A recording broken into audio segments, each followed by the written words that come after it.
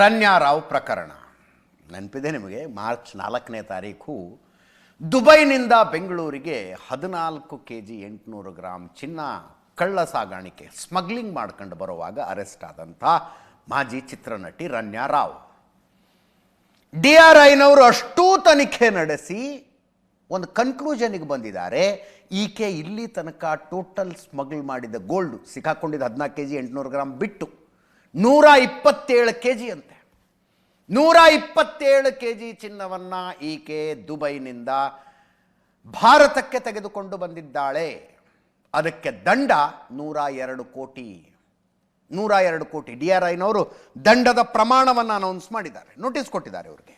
ಎರಡನೇ ಆರೋಪಿ Tarun 67 kg 600 gram ಚಿನ್ನ ತಂದಿದ್ದು ಇಲ್ಲಿ ತನಕ ತನಿಖೆಯಲ್ಲಿ ಪ್ರೂವ್ ಆಗಿರುವಂಥದ್ದು 62 ಕೋಟಿ ದಂಡ ಅಂತೆ.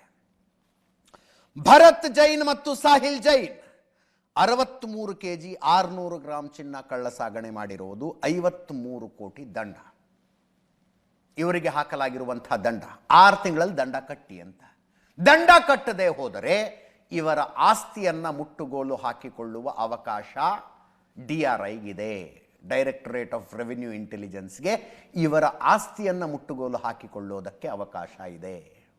102 ಕೋಟಿ ರನ್ಯಾರಾವ್ಗೆ, 62 ಕೋಟಿ ತರುಣ್ ರಾಜುಗೆ, ಭರತ್ ಜೈನ್ ಮತ್ತು ಸಾಹಿಲ್ ಜೈನ್ಗೆ 53 ಕೋಟಿ ದಂಡ.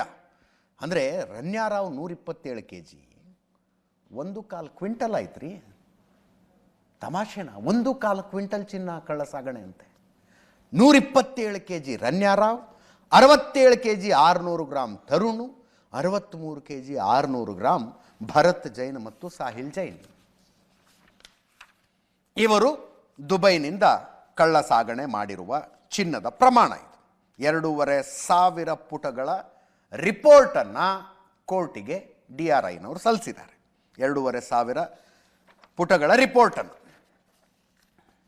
ನೋಡೋಣ ಇದು ಯಾವಾಗ ವಸೂಲಾಗತ್ತೋ, ಆಸ್ತಿ ಮುಟ್ಟುಗೋಲಾಗತ್ತೋ, ಏನು ಕಥೆನೋ ಅಂತ.